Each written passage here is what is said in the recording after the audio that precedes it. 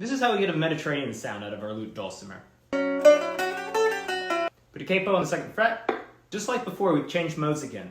Now we're on the 3rd mode of our major scale, Phrygian. Phrygian tends to give us more of a moody Spanish guitar sound or something that sounds more Mediterranean or Middle Eastern. A good way to get a feel for the different modes is just play one note at a time, going up and down the scale.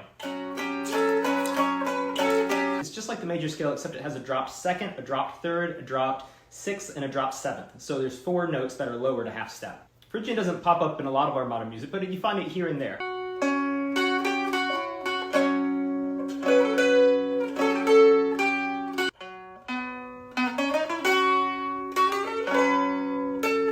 As with everything we've discussed before, the instrument does a lot of the work for you. All you really gotta do is put your finger down and play around.